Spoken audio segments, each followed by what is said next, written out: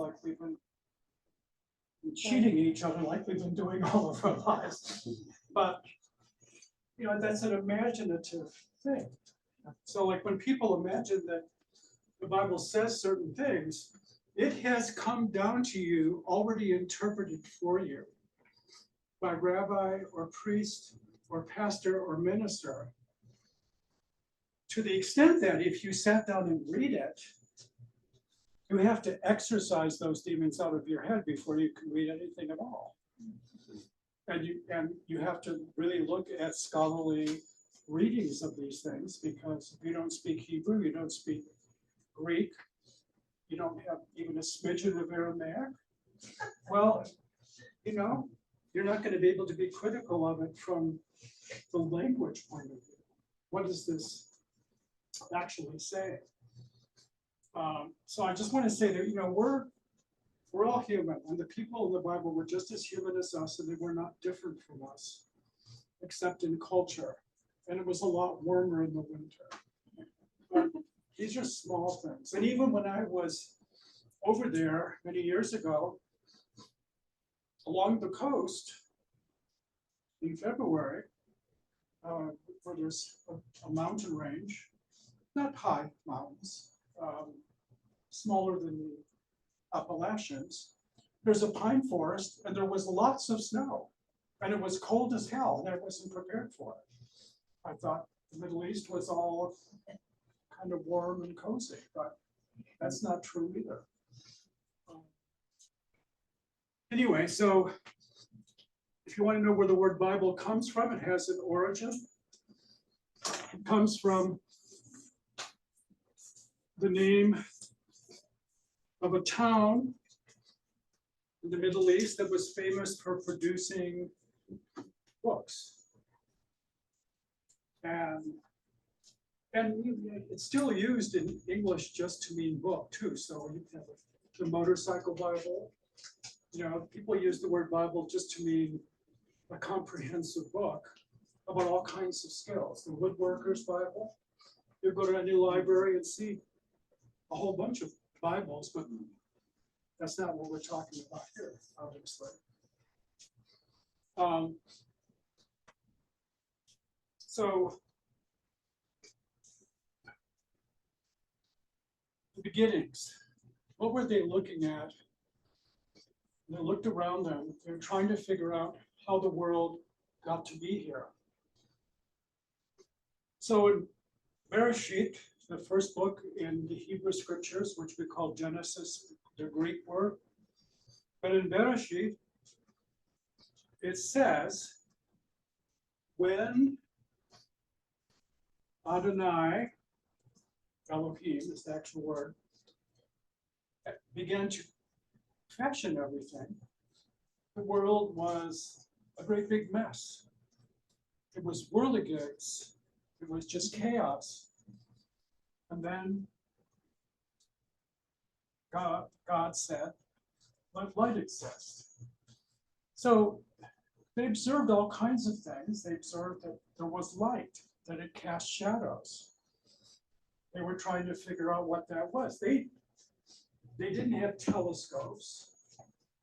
And they were star watchers. We find the names of all the stars, like Arcturus and stuff. They're all mentioned in there. Those are the Arabic names that come from later, but translated from the Hebrew. Gemini, all those stars that we see in the night sky, they saw. They were basically in the northern hemisphere. They're much closer to the equator, but still, that's what they saw. They saw storms. They saw sunrises and sunsets. They saw the beauty of light on things. And they saw night.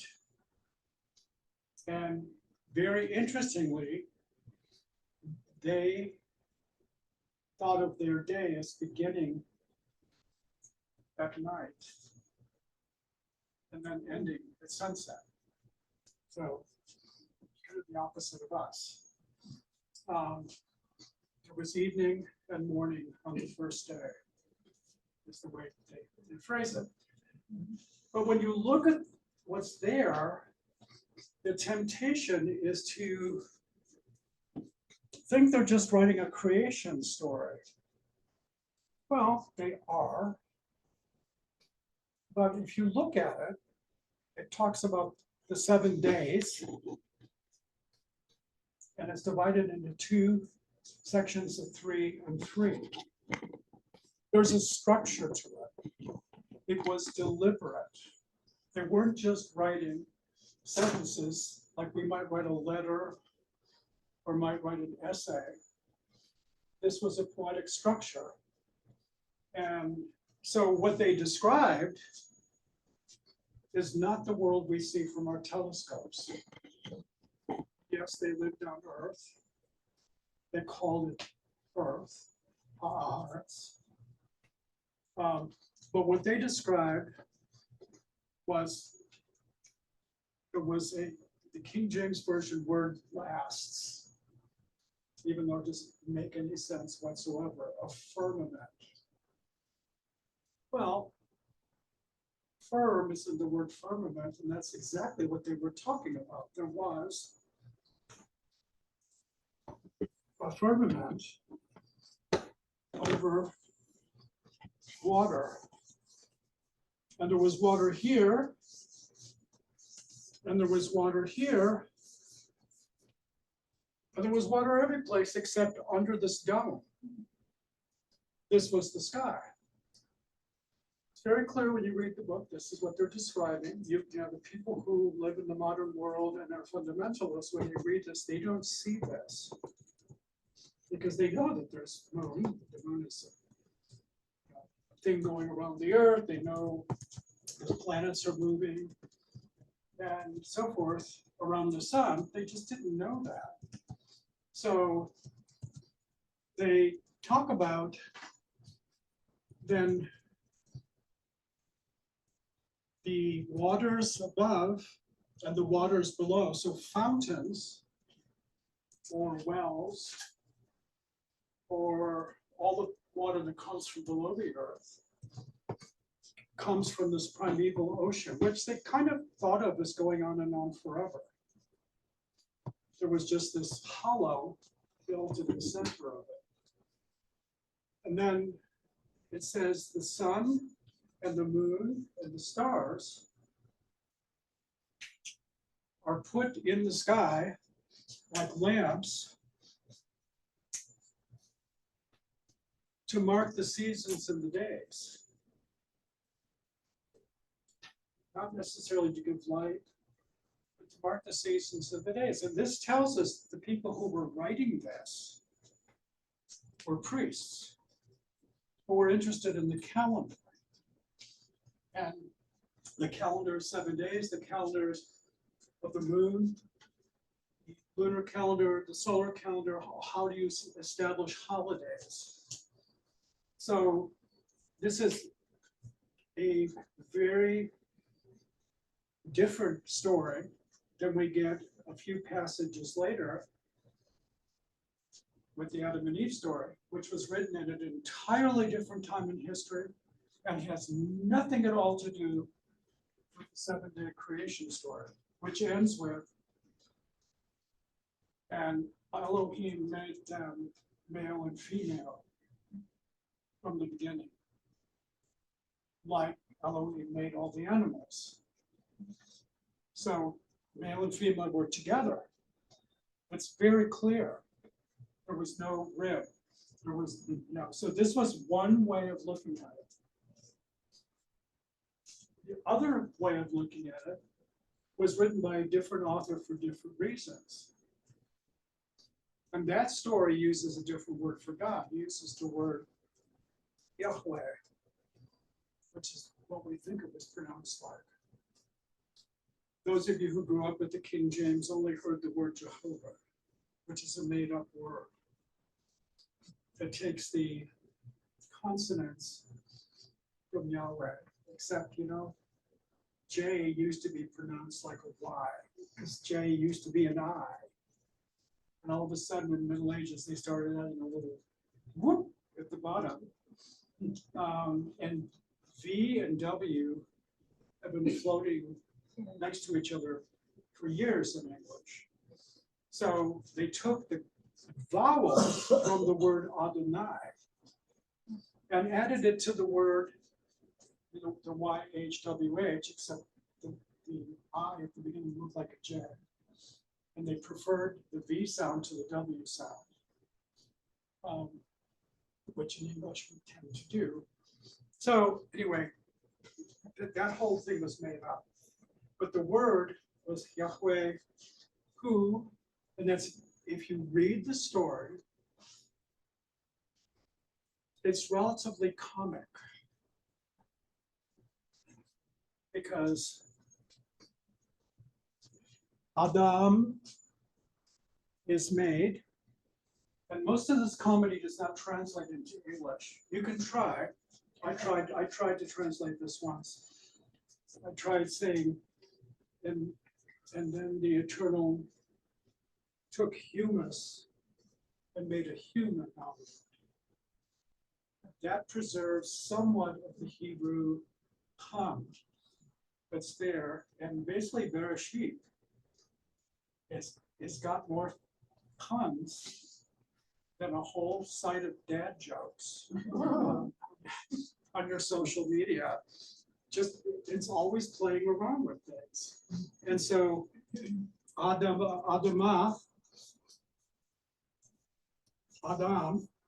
comes from Adamah, which means red clay. So Adam, human being, not man. The word male hasn't been used yet. It's a human being. Now, because all Bible translations were done by sexist churches, they use the word man, but the Hebrew there means human being. And so Yahweh begins to notice that the man's lonely. So he says, well, you need a companion. So he starts making animals out of the clay. And he brings them to the man and names them. Oh, cow, rabbit, platypus. And the man is sad. I said the human being is sad. The human being is totally sad and lonely. So the Eternal decides to, I'll fix this. Throws him into a deep trance. And the way that it's read in modern English, a rib was taken out. No, the whole side was clove. And this was split in half, and one became Ish and one became Isha, male and female, after the human was created. Now, of course, the original consciousness goes to the male in the story. But the story is not about a rib being remodeled and enlarged and turned into an Isha, a woman. So the story has, it's read in a very sexist way in modern day terms. And they also were thinking about death. I think about death every day. I don't know about you, but I think about my death every single day, and I have for 50 years. Once I realized it was mortal, I'm just aware of it. It's a brief thought. If I'm grieving for somebody, it's a longer thought. But I think about death. I have a lot of friends when we talk, they all think about death, especially if they're older like me. Well, they thought about death too. Why do people die? So here's where theology gets really screwball. And I've always said, if there was a heaven, like the Christian Protestants and Catholics teach about souls going up there, not bodies, but souls. And I met St. Augustine. I'd smack him around because of what he did with this story, which has come down in both Catholic and Protestant tradition in a really screwball way. So Augustine of Hippo, who was undeniably a brilliant person and a good writer. I admire good writing, and his writing was for the time, without a computer, it's pretty amazing. But he basically said, he interpreted the story this way. When creation was made, all these animals, and the man and the woman, the Ish and the Isha, were immortal. They didn't die. There was also no evidence in the earth at that time of anything creepy like tarantulas or lions coming to bite you, or volcanoes, or earthquakes, or thunderstorms, or anything like that, hurricanes that didn't exist. Nature, everything was peaceful in this Gan, translated as garden. It technically means orchard, but in this paradisical place, everything was peaceful. All the animals got along. The lions did lay down with lambs. There was no cruelty. There was no killing. Ish and the Isha did not eat meat. They ate fruit from the plants. And all that was given to them. And according to Augustine, when Eve, or Hawa, like her name in Hebrew, took the fruit, which is not an apple.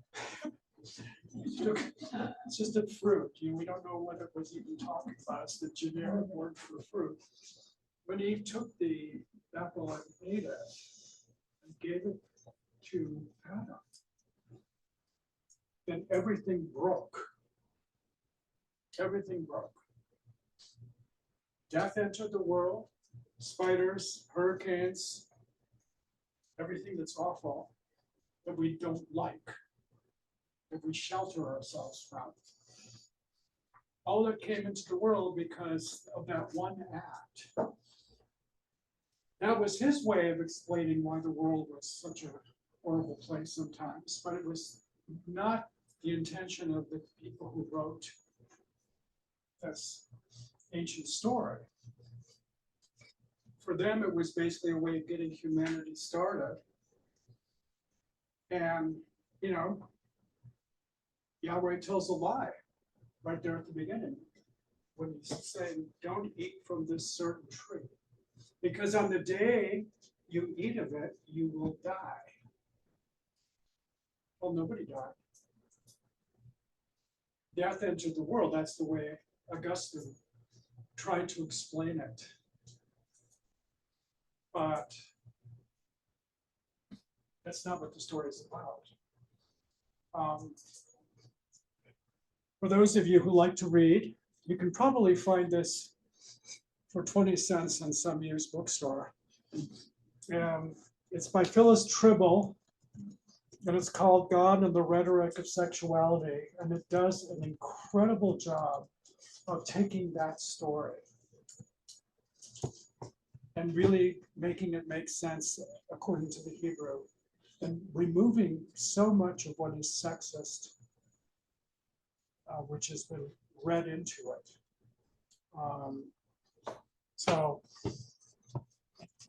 And I want to say, I have all these books here. You can take a look at them afterward, just to see the variety of people talking about Scripture. So it's not just church people. It's not just rabbis or scholars. A Marxist looks at Jesus.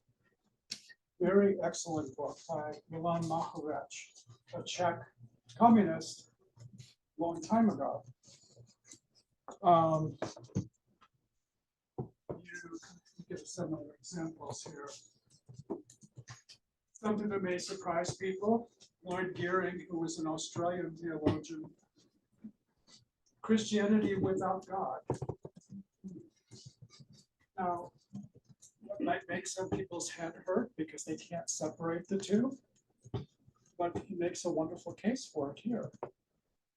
So people are coming at this from all different angles and have been, and this is like 1/100th of the books that I have on the Bible at home. You can follow this guy on social media, Obery Hendricks, The Politics of Jesus. An extraordinary book, because when you hear the word politics, it brings something in your head, because we're all living in this political world and we're talking about politics all the time. But he's a professor at a seminary in New York, and it's quite extraordinary. He's a Christian and comes at this from a Christian point of view, but he's intellectual. Christian people sometimes don't think that Christians are intellectual, but many of them are. And many of them are progressive. And the idea that Christendom means, conservative is an unfair statement. There's a lot of it. But some of the most extraordinary writers I know go to a Christian church every Sunday or lead a Christian church every Sunday. So, and even strange things like this, for a gay man like me, Jesus and the shamanic tradition of same-sex love. There's all kinds of books that deal with sexuality in Jesus. There's a book called Was Jesus Married? You can say, well, it doesn't talk about his wife in the Bible, so why would you even ask the question? Well, these things are more complicated than that. Doesn't talk about any rabbi's wife. And then you have the Jewish writings from the first century. I will say that if you're interested in Jesus per se, this is my treasure. It's the best book. I'll go to the end defending it. The scholarship here it's overwhelming. It's not easy to read. John Dominic Crossan knows everything, as far as I can tell. And he stands apart from some other modern scholars, but he has convinced me that his view of the life of Jesus makes the most sense with the data that we have. So it's called The Historical Jesus, Crossan, Crossan. It's not a tiny little book, it's not a pamphlet. This will take a long time to read. And he's a scholar. He doesn't hold anything back. He quotes things in Greek, and you have to trust him that that's what the Greeks say. So there's all kinds of things that have been written about the Western scriptures from all kinds of points of view. Now, these are centrist. There's also lots of wacko stuff. I mean, completely wacko stuff. And things that I read and I think, oh my goodness, who hurt you? That you wrote something like this. And I don't even know how some people, why they want to write things that really, it's just they're meant to. But they have nothing to do with the texts as we have them, or knowledge about the land and the culture and the language and the geography and the food and all the things that make human beings human. They're just fanciful stuff. And the most popular kind of unusual book when I was younger was The Passover Plot, about Jesus being a crazy revolutionary who planned his own death and then didn't actually die and came back to life again. But this is somebody who takes seriously that the resurrection stories are telling the truth about a body coming back to life. Some say that, some do not. It's much more complicated. When the word resurrection is used, it does not necessarily mean a physical body coming back to life. As I used to say every Easter, sometime or another. So,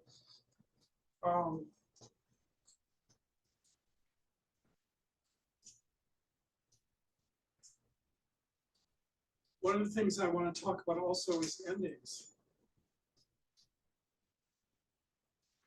Because that's a lot in our life now too, in social media. People talk about the end of the world, the rapture, the world ending for theological reasons. When I was a kid, I thought the world was going to end for nuclear reasons.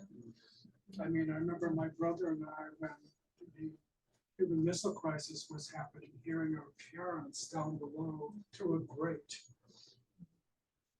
talking about how scared they were about being blown up by a nuclear bomb from those evil Soviets. And they thought of Detroit, where I grew up, as like the first place that was going to be bombed, because we were big during the Second World War making military stuff, you know. And, you know, here's my brother and I, two kids, trying to contemplate what it would feel like to be disintegrated by a nuclear flash. Those thoughts should not be in a kid's head. But people are still talking about things like that. The people who talk about critical stances toward the Bible will talk about literary forms. There's a letter, there's a biography, there's a poem. All the literary forms that we have now, they had the same thing back in those days without computers, which always amazes me. Somebody's writing this thing, you know, in the most painstaking, slow process imaginable. But they're thinking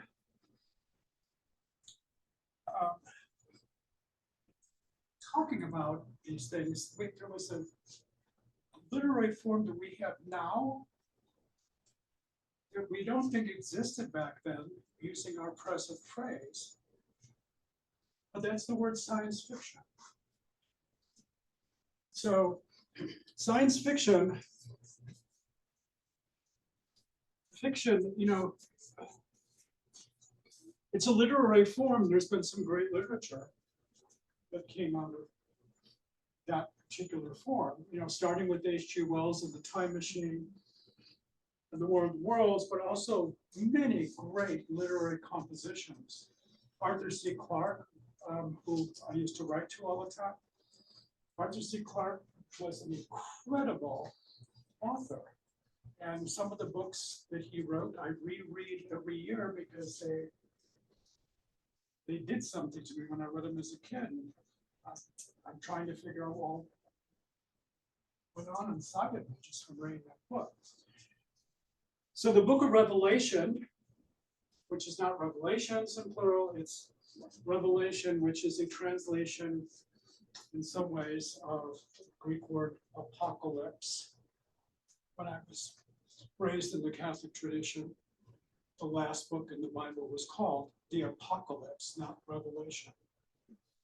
And it just means an unveiling.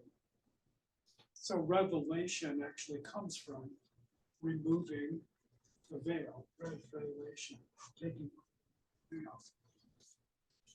So the book of Revelation to me is a book of science fiction. And there was a whole bunch of apocalyptic literature that was written in the first century in that area. It was a big literary thing. Some of these things, when you read them, you wonder, what mushrooms were they eating? Because they were like really, really wacko things. But even the book of Revelation, when you read it, doesn't immediately make sense. But when you read it, you think in terms of science fiction. You have strange monsters. You have a floating city that comes down. You have catastrophes, huge catastrophes, world catastrophes, like so many sci-fi films of the 20th century have portrayed. You have all kinds of conflict, not much different than Star Wars. We have all of this stuff described in completely surrealistic, fanciful language, which many people in conservative traditions take as descriptive and literal about what is going to happen or is happening now. With all the stuff going on in Israel and Palestine, there's people checking off things that they think are in the book of Revelation. But the idea of the end of the world is not really there. The Greek word talks about the end of an era. I don't know about you, I'd like this era to end sooner than later. It's not an odd thought to me that the era should end. And I once in a sermon many, many years ago, I mentioned something about this apocalyptic fervor that was going on even back then. And at a certain moment in the sermon, I took this and then rolled it over the pulpit, down onto the floor. This is from Wikipedia. It's a list of all the times the world was predicted to end, and it didn't end. As you can see, I can enroll for a long, long time. And some of these things you may have heard of. I would gather that most of them you haven't heard of. But this is all true stuff. This is all documentable stuff. People have been thinking about the end of the world, not just the end of the age, but the end of the world for a long time. Now, there are some people, some scholars, and Jesus scholarship is not united. There is no central, universally agreed upon scholarly interpretation. And that's complicated. Like I say, John Dominic Crossan's version makes the most sense to me. Now, you can criticize Dominic Crossan because he's Irish and has Irish history in his blood. And the way the English treated the Irish, he says, resembles in many ways the Romans treated the people living in Judea and the Galilee. So he sees some connections there. That does not invalidate his conclusions. It empowers them, colors them, but I like the color. And he basically affirms, and this is what I agree, you're welcome to have all kinds of different opinions. He doesn't think that Jesus was an apocalypticist. That Jesus never talked about the world ending. That Jesus was not, that a lot of this stuff was read back into him. And it's possible that John the Baptist, for instance, actually thought that it was more than the end of an era, but a much bigger ending. The data is very iffy. But when Jesus died, some of these interpretations glommed on to the stories told about him right away. Because when he died, the grief was incredible. Nobody expected it. This was not, the Gospels portray Jesus as predicting his own death. Well, no, that's all it's added much, much later. And one of the things in reading the New Testament that is very difficult is that it's very hard to pick out what Jesus said and what was added interpretively. And you have to be an extraordinary scholar to do that with far more education than I have. That's one reason why I like Crosser, because he manages to be able to speak to me in English I understand, but also to explain why he sees things this way and other people see things the other way. He understands what everyone else is saying. But he criticizes their conclusions and their understanding of the data. Anyway, so, the apocalypse, the book of Revelation, has nothing at all to do with our era, at all. Nothing, zero. It was a science fiction book written presumably in the days of Nero Caesar, and the number 666, which people throw around like it's some magical number, simply is the numeric form of the words Nero Caesar, Caesar, because they used numbers. They didn't have the Arabic system, so they used letters for numbers. And this is Nero was a monster and did a lot of damage and hurt a lot of people. And some of the earliest Christians who were still Jews. There were still Jews then. There was no Christian at the time of Nero. They were considered Jews. And even Claudius, when he was the emperor of Rome, expelled all the Jews from Rome. And Jews had lived in Rome for generations by that time. And as a matter of fact, when people talk about modern day Judaism, and they talk about the Ashkenazi and the Sephardim, the Sephardic Jews, they always leave out a totally third section of Jews, which is the Italki. The Jews who had always lived in Italy and have their own Jewish tradition that's neither Ashkenazi nor Sephardic. So there's been Jews all over the Mediterranean Empire long before the dispersal after the war and after the Bar Kokhba revolution, about 15 years later. There's always been Jews throughout the Roman Empire, and they've all had their own. But the word Christian wasn't used till, we think, around maybe 75 or 80. And it was probably first kind of an insult. That's one of those Christers. And it's a little complicated because in Greek, and most of the empire spoke in Greek, not Latin. Latin was in the East. But for the most part, the lingua franca was Greek. We have words like Christos with an E, not an I. It means a good man.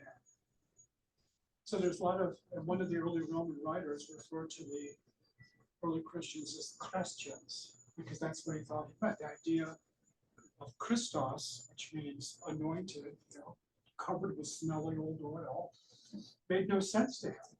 So he assumed that there was a spelling error, and it must have meant Christos, that Jesus was a good man.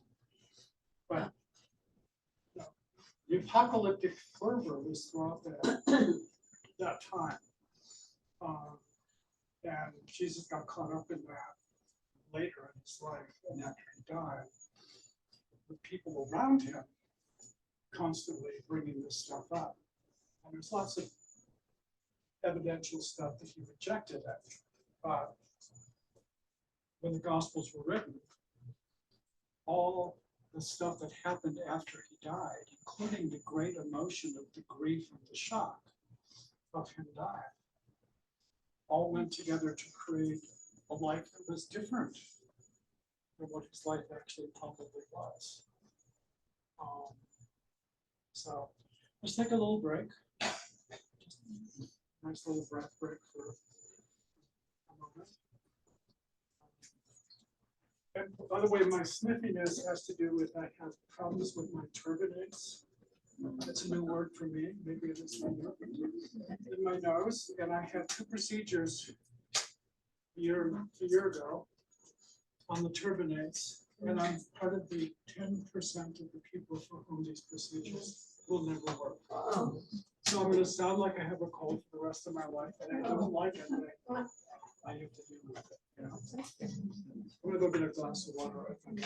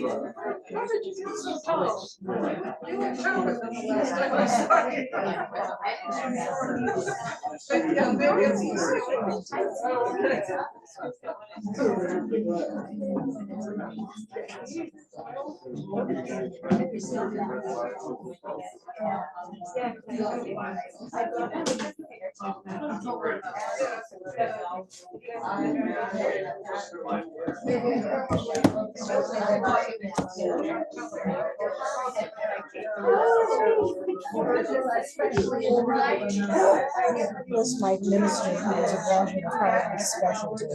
That My catechism classes are training.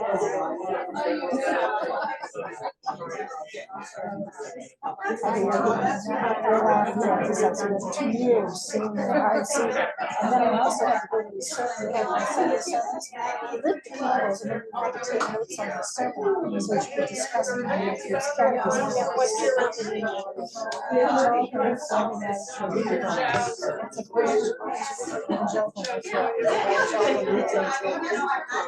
and in fact, in every church, we still have one church that does services in Georgia. I have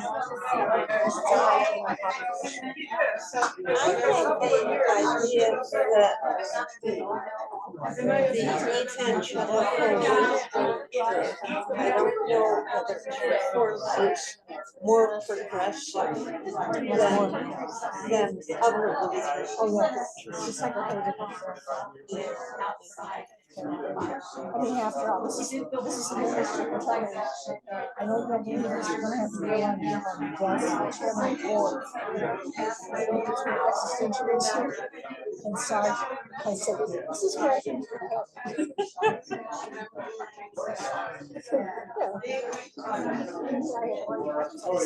I told my husband, she never knew if I wasn't here, I wouldn't be able to have it. I looked at this and all I know is a paper.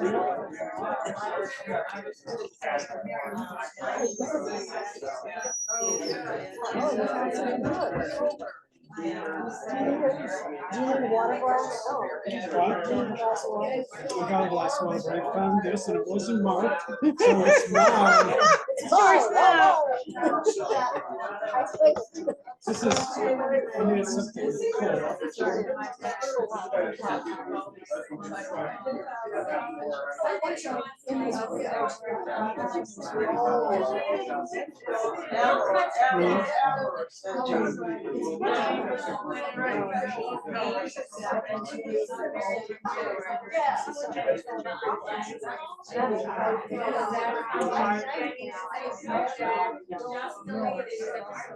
Oh, I would say the majority of people who were told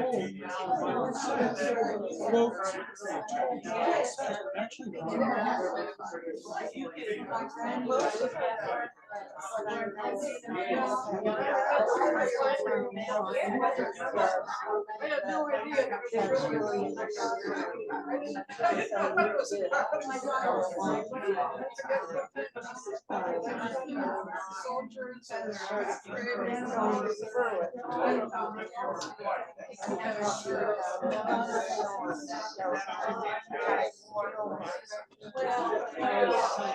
was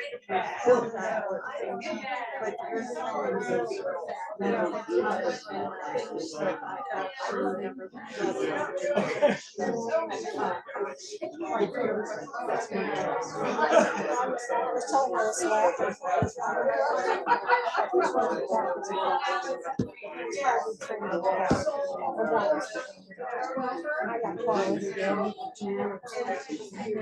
No, this is excellent because people put Paul a lot in. The more conservative the church, the more Paul is quoted. But of the letters of Paul, only half have anything to actually do with it.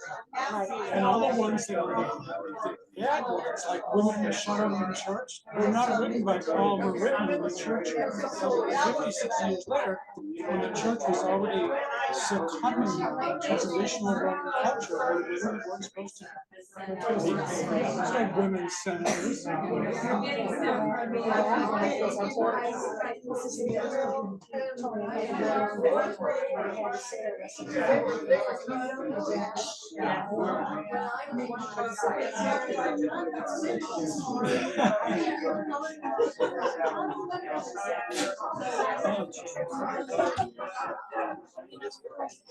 Right, right.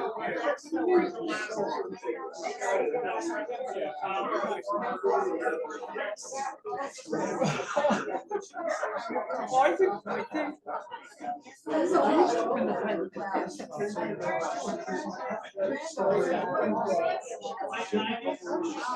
and even when I was in grade school, I was smart as kids. I mean, grade school, kids are. I remember one kid, he asked me the name. The guy is can he make a stone so or if God is all powerful, can he make a stick with only one? I love this kid. No, I mean, when I heard these questions, I was just scared. I was like, oh my God. This really does it. And that's why I'm not interested in reading at all. And I used to say that I understood this.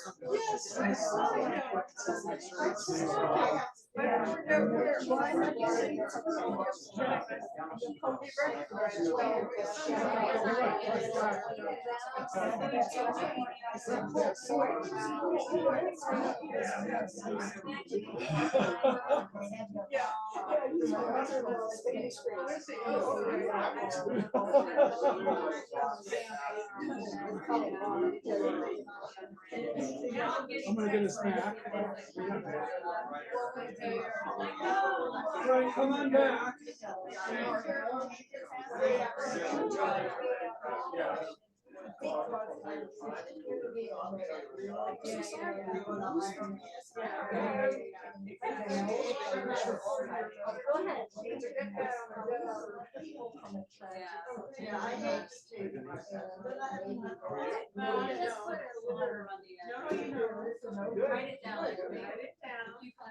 Sometimes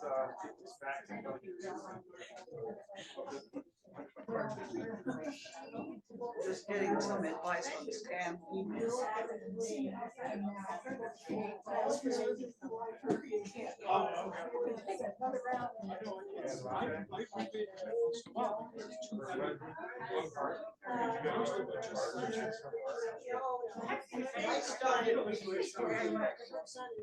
I gave it up because it's too difficult. It's too much work. Let me get back to some questions.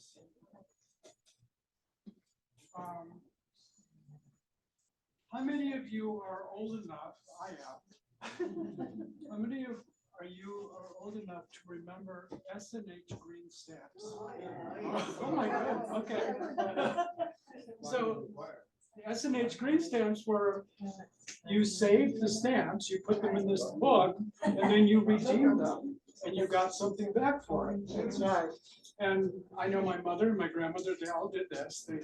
And I, it's a long time ago, I just remember the basics. I don't remember what they got actually, but I remember the basics. And, I think about that when I think of the word that is used in churches about being redeemed. Or Jesus is the Redeemer. What does that mean? Redeemed from what? Because redeemed all by itself doesn't say much. There's always the from. Redeemed from what? Sin. Well, sin is one answer. Hell is another answer. Guilt. So according to people who teach about Jesus' death and interpret it, his death redeemed people. And from a number of things, saying he took his sins upon him, in his body, and that all the punishment that we deserve for being bad people, and we're redeemed from hell, which would be our just deserts, because we're all bad people.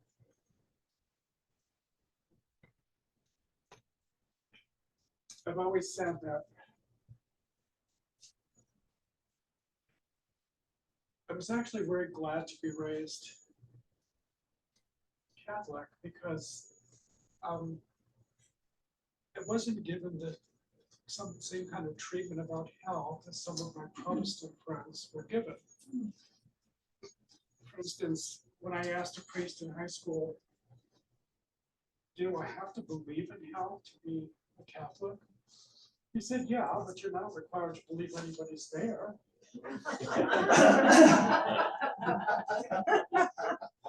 So, I had like an incipient universalism as opposed to Calvinism. Calvin, who killed our great ancestor, Sebeco. We are born completely depraved. Yes, original sin, the invention of Augustine, it's not a biblical term. Again, that's another reason giving a smack to Augustine. But born depraved, deserving death from the moment of birth.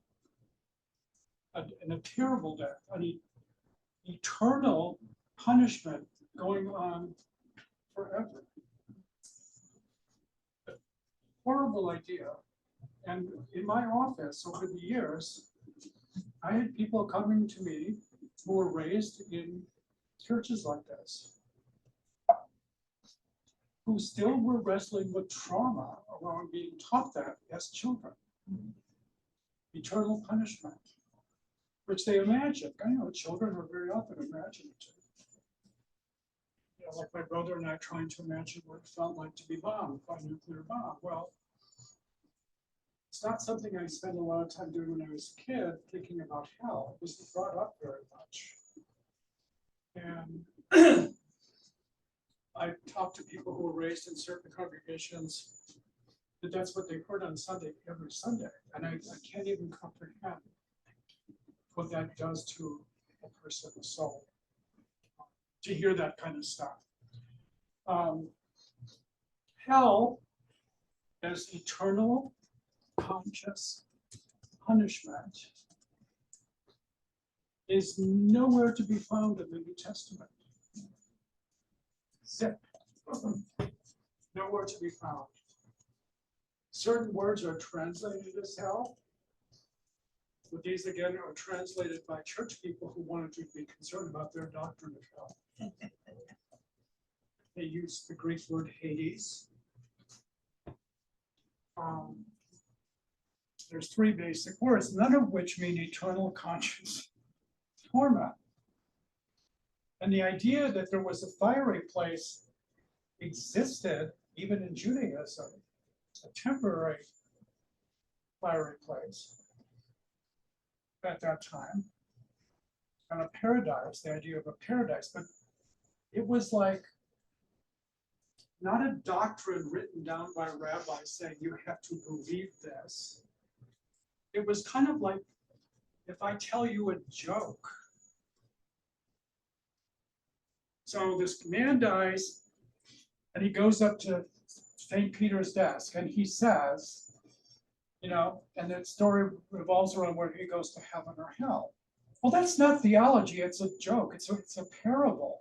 It's a way of talking, and Jesus actually tells a joke like that one time, a parable about a bad person and a good person.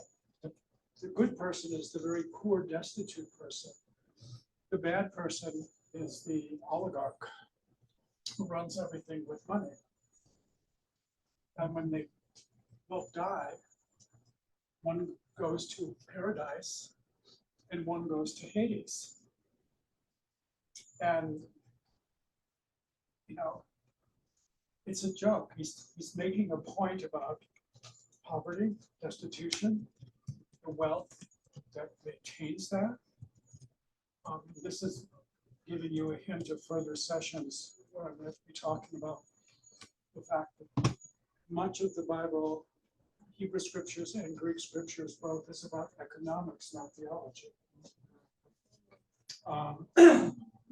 So the idea of eternal conscious punishment is not there. Now, one of the words used for hell is Gehenna, not Gehenna.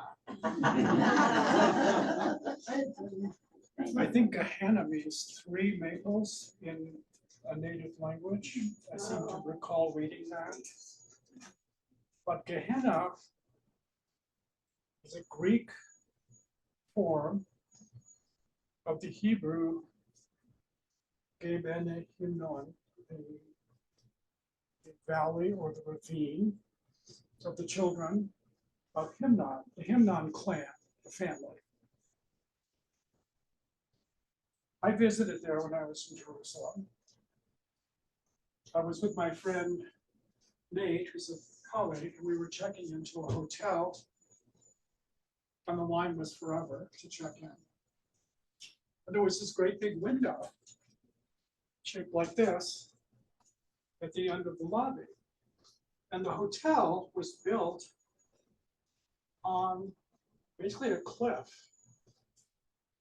So that the first floor was actually the 6th floor. And it went down the cliff and interfaced with the cliff in some way. And so instead of when we went to look at where we were. You know, Jerusalem's crazy geography. So we see the walls, the southern walls of Jerusalem, which are very pretty in the sun. And then we look down below us, and there's all this empty space.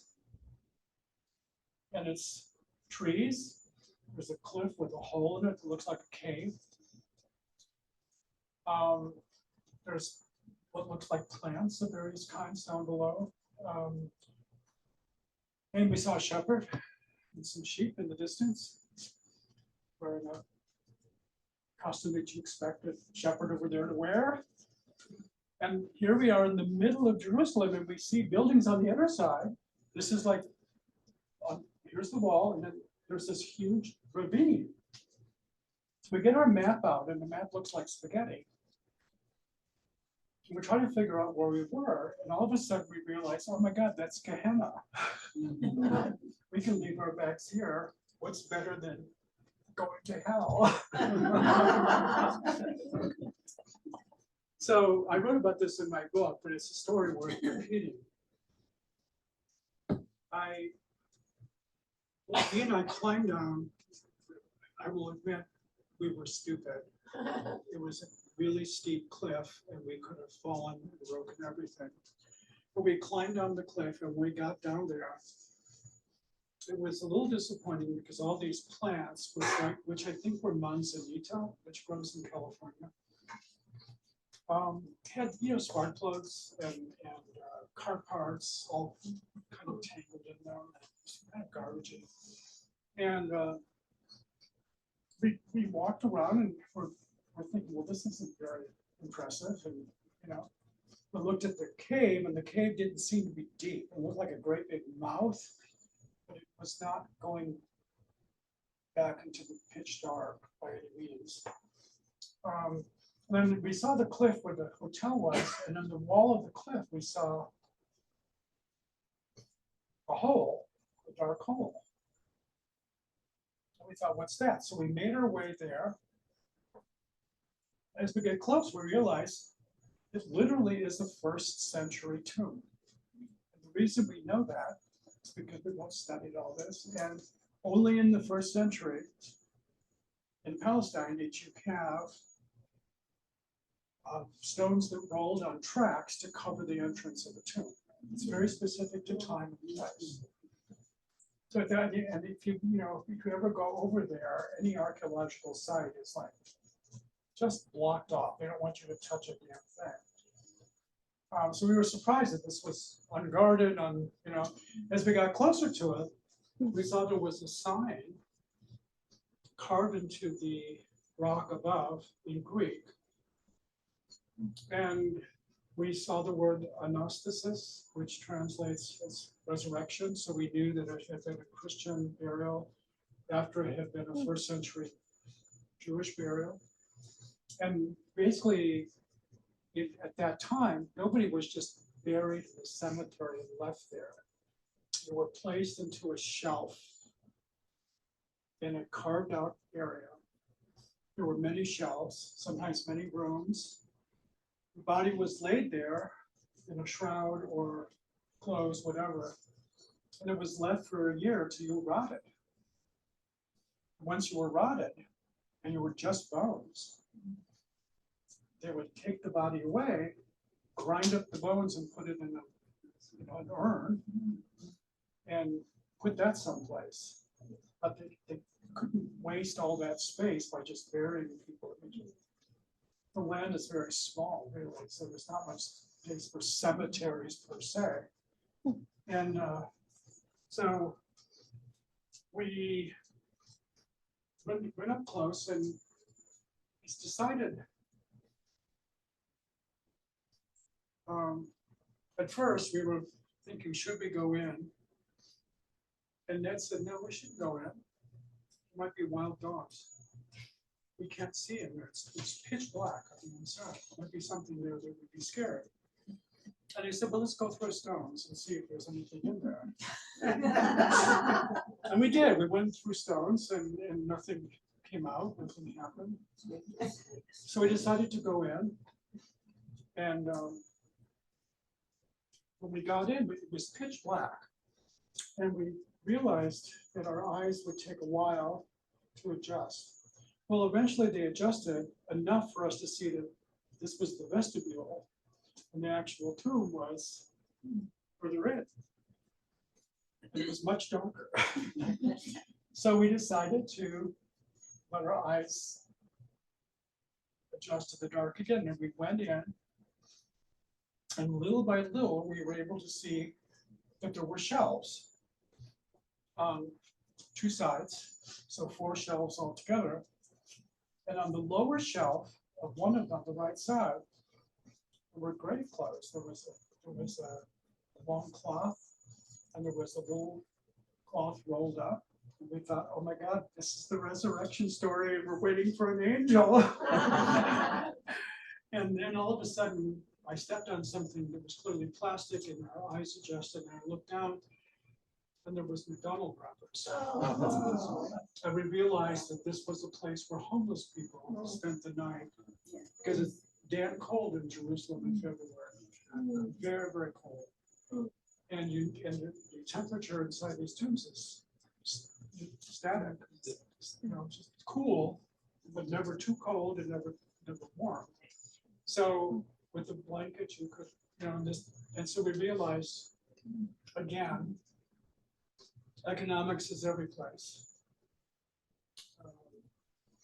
And that hell, the reason Gehenna was called translated as hell was because the theory was in the late Jewish kingdom era when some of the kings married women from other cultures who brought their religion with them, that there were temples built in this area where children were sacrificed. That's the theory that has come down through the years. Some people doubt this theory, but that's what it was considered a polluted place. And in a city like Jerusalem, which is kind of growing, they have a light rail now. It's kind of growing and it doesn't have much space to occupy. I mean, all of Israel, Palestine is no bigger than the Bay Area in San Francisco. It's the same size. So it's, it's very compact.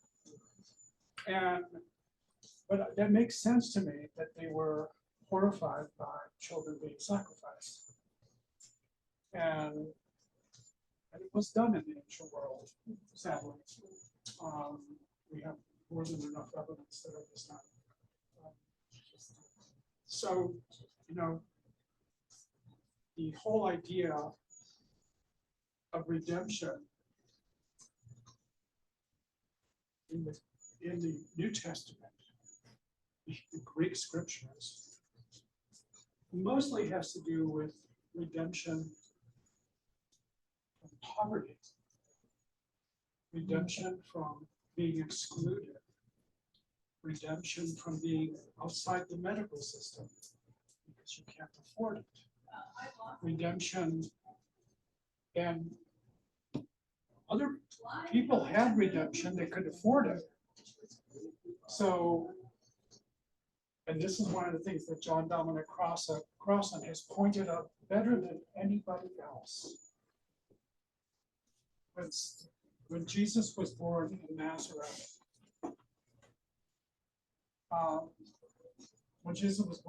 not Bethlehem, we'll talk about it another time, but when Jesus was born in Nazareth, in Galilee, and Augustus Caesar was alive, Augustus was called the Soter, the savior of the world. He was called the Son of God. All the titles given to Jesus were attributed to the emperor and to Tiberius later, the same thing. And we have all of these inscriptions throughout the whole Mediterranean era saying this with great clarity. And so when we're talking about what's being redeemed, the idea originally with Jesus was redemption from poverty, from degradation. You had your farms taken away from you by Herod Antipas and the giant farms that took over the local farmers, so that people had to end up working on big farms, not their own land anymore. And this happened when Jesus was young in the Galilee. This is all documented. There was a great change in land ownership. And so when Jesus says in one of the Beatitudes, blessed are you poor, the Greek word there, tokar, means destitute. It doesn't mean you're just having beans for supper. It means you're having no supper, complete destitution. And I love the way the Scholars Translation puts it. It doesn't use the word blessing. It's a word that's not used exactly the way that makarios means in Greek. They say, congratulations to you who are destitute, because your fortunes are about to be reversed. That's why they're blessed. That's why they're going to be congratulated. Jesus, as a Galilean peasant teacher, was talking about what a lot of peasant teachers have talked about throughout history of Italy and Greece and a lot of other places. People with money control everything, and you are condemned by their lack of concern for you. And you're just as human as they are. And you need to be redeemed from your life. That means we have to fight against what's preventing you from having ownership of your own land, from having a capacity to be free yourself and decide for yourself not to live in debt. And throughout the Greek scriptures in the Gospels, the idea of debt is central, including in the so-called Lord's Prayer. Forgive us our debts as we herewith remit the debts owed us. That's what the Greek says. It's saying we're all in a circle here. We're all in a circle of mutual connection, and we all have to participate in making the world a place that's fair to everybody economically. So you're not living as a debt slave for somebody who is luckier than you. And I'll talk about this more in coming weeks, because there's like, for instance, this is a book written by a Christian in biblical theology, Sharon Ringe, Jesus' Liberation and the Biblical Jubilee. This is from the Hebrew Scriptures, the Jubilee, and I'll talk about it more to explain why this was something that the New Testament, the Greek Scriptures, talks about surreptitiously. It doesn't use the word Yobel, Jubilee. But it's clearly there, and many people have seen it. And actually, Aubrey Hendricks talks a lot about it in this book, The Politics of Jesus. And it makes a lot of sense to me that this was the issue that was going on with the word redemption. So when the early Christians were trying to figure out who Jesus was, the earliest Jewish followers, and especially because the Gospels were all written after Rome totally tore the temple down, set it on fire, and razed them. So the most sacred thing in Judaism is all of a sudden gone. I can't think of what would be a comparable thing in the modern world for the loss of something like that. I can't even think of it as the real center. But it was also the banking center. It was the economic center of Judea. So there were people when Jesus was alive who were critical of the temple, because it wasn't just being religious. It was also very wealthy people at the top, the high priests and so forth. And the Essene group was a group of Jews who lived out in the desert and lived in monastic life, who were very critical of the temple and said, it's not religious anymore, it's all just economy. And they were waiting for someone to turn that around. So the word Messiah, which is translated as Christos in Greek, Meshiach in Hebrew, Christos, just means somebody who's been anointed with oil. You get yourself a nice ram's horn, you fill it with olive oil, and you pour it on somebody's head. That's what it means. It doesn't mean a warrior, it can mean a priest, it can mean a military person, it can mean any number of things. It's a way of setting somebody aside for a certain task. And when people say the Jews were waiting for a Messiah, they weren't. There was no clear image of some expected person to come and straighten everything out. There was lots of theories and lots of people talking about a messianic age or two messiahs, but the idea of one singular Messiah seems to be after Jesus when he is called Ha Christos, the Messiah. It's the first example we have of a the before the word Messiah. But David was a Messiah because he was anointed by Samuel. He was, was anointed. He was anointed to do a task. Here, be a king. So hell is not something that originally people were afraid to go to. In the entire corpus of St. Paul, the word hell is not mentioned once.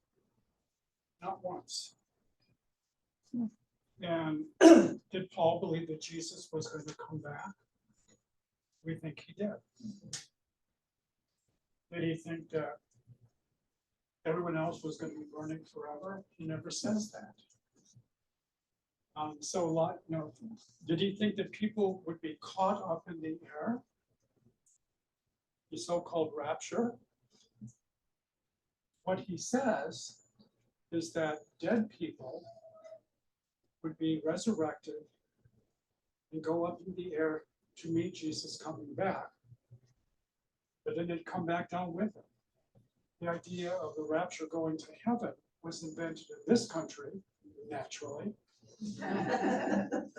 by a half-baked pastor who made this his big contribution to theology, the idea that people would be raptured up.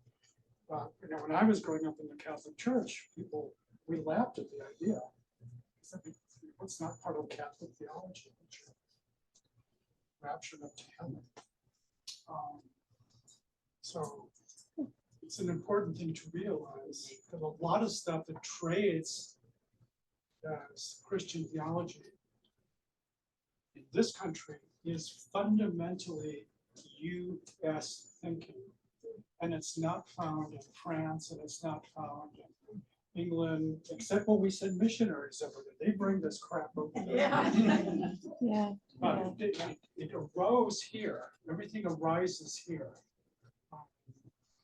Eccentric understandings of religion. A really big product of the United States, more than carbs, more than wheat, whatever. And it makes me sad that we send missionaries any place that they teach people what to believe and what not to believe.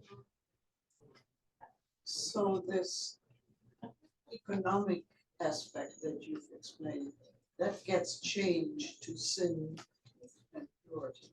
Yes, to a certain extent it gets changed to sin and purity, but some of this is already there in Greek culture. There was also in some Jewish culture, there was a culture of purity, constant bathing, mikvot, little baths that you took, which are related to the idea of immersion, of baptism. The difference was that John the Baptist and Jesus both immersed people in living water, which means running water, whereas a mikvah was a pool that was still, and you dipped yourself into it. The Essenes dipped themselves in water every day. And women did it at the end of their menstruation period to purify themselves. So ideas of purity existed, but then the Greeks had all kinds of other ideas about purity. Roman culture had ideas about purity. And it all got mixed up as time went on with international connections. In an empire like Rome, where people, like there were Jews, like I said, long before Jesus in Rome,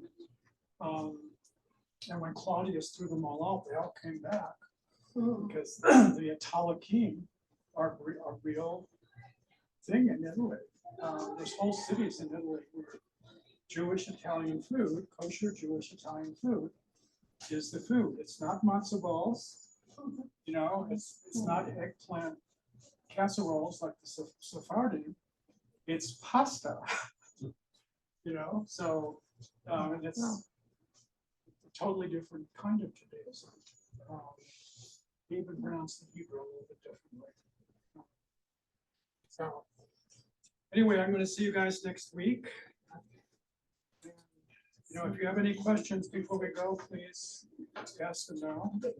What about this where Jesus knocks over the table with the money?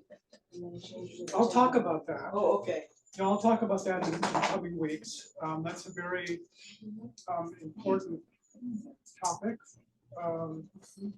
And the fact that it's reported differently in all four gospels is very interesting. So it's obviously a touchy subject. What about the differences between manuscripts? I was reading a book, it was by, I think, Bart Ehrman or something. And he was talking about, we have surviving manuscripts that are quite different from each other. Yes. And they were just kind of put together at some point. Yeah, that's absolutely true. And I'll talk about that too, the whole business of how do we have the Bible that we have? People in fundamentalist churches will basically tell you that, we've had the Bible from the beginning, but the Bible for longer than the United States has been around, Christians did not have the Bible. So when they went to Eucharist, when they went to celebrate together, there was no Bible reading. There may have been some reading from Paul's letters, a letter that they happened to have, but writing was a book was expensive, and there wasn't any biblical books going around for a long time, and collections of biblical books for a long, long time. And the number of manuscripts we have that have variations in them are quite remarkable. And even in some Bibles, there's passages that some people choose to take a variant reading.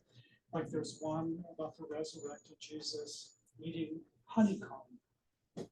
You can look in your Bible and you won't find it, but it is in some Bibles because it was found in some manuscript. And don't the Catholics have a different Bible than Protestants? The Catholics have the same Bible A as couple of most. extra books. No, they don't have extra books. The King James Version had the same books that the Catholic Bible did in the 19th century. Again, in the fabulous United States, a group of Bible publishers took away all the Apocrypha and out of the Bible. And that's not that wasn't what Protestant Luther had all those books. When he translated all those books. So it's just a 19th century aberration that extra books, they're not extra, they were part of the Bible that was simply omitted. So if you can find an old version of the King James Version, you can verify this. I remember there was like the name Maccabees or something, was one of the books Yeah. that I thought was in the Catholic Bible. It is, Protestant, and it was but- in the original King James as well. So, talking about Bible at this particular time in history, it seems very, very important because of all the stuff that we in the United States have done to tamper with the Bible and to bring it under a certain political aegis, which we're seeing some bad results about. So, Only Catholics have purgatory, which is based on First and Second Maccabees. So the Protestants and the Orthodox Christians have offered that kind of intermediary state. they did not like the intermediary state, but in general, the Protestant tradition really is binary, very strongly binary. There's heaven, there's hell, there's good, there's evil. Nothing much in the middle. It's very, very strong. And purgatory for me is a mitigating factor when thinking about life after death. I think, well, I'll get to heaven eventually. But anyway, yeah, they have those books, but they didn't give them the same authority. And Luther, for instance, who talked about salvation by faith alone, really hated the epistle of James, the letter of James, Jacob, ostensibly Jesus' brother, because he basically denies that and says, what good does your faith do? If you come across a poor person lying on the street with their tongue hanging out, what are you going to say? Believe more? No, you feed them, you idiot. It's like he's totally against this idea of faith being an emotional thing. And so Luther hid it. He actually considered leaving out the liturgies from his Bible and somehow was convinced that it should be in there. Anyway, maybe it's a bad example, but he was so interested in Paul. And, you know, of the letters of Paul, only a few of them go back to Paul. That's the other thing. You know, people will, all the fundamentalists who will tell you women should shut up and all that kind of stuff, these are all from false Paul. Like Timothy, totally not by Paul. And how do we know this? We know this for the same reason you would know if I took a passage from John Steinbeck and then took a passage from Shakespeare and embedded it in John Steinbeck. And it's all English, but you would tell that there was something wrong with a certain section because the English is different. The same thing is true with Greek. So the Greek in the later letters is very, very different than what Paul wrote. And I would say 60 to 70% of Pauline scholars don't think that he wrote the famous love thing, that he was quoting an early Christian hymn, but because none of the vocabulary in love is patient, love is kind is found any place else in Paul. So it seems like an oddity that all of a sudden he started to write different. So, and I kind of accept that he didn't write it, but he quoted it, and it's beautiful, no question. But we'll talk more about how things, how we get to what we got, in the next couple of weeks. So, drive safe. Thank you very much for coming.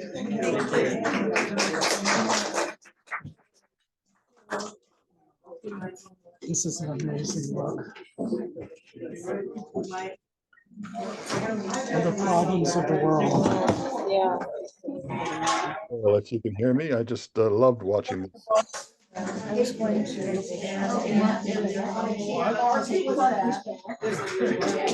Where did you get this from?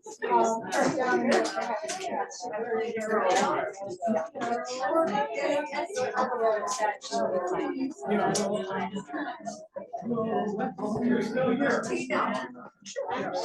here. I'll come a little early. Yeah. Wednesday's gonna be good.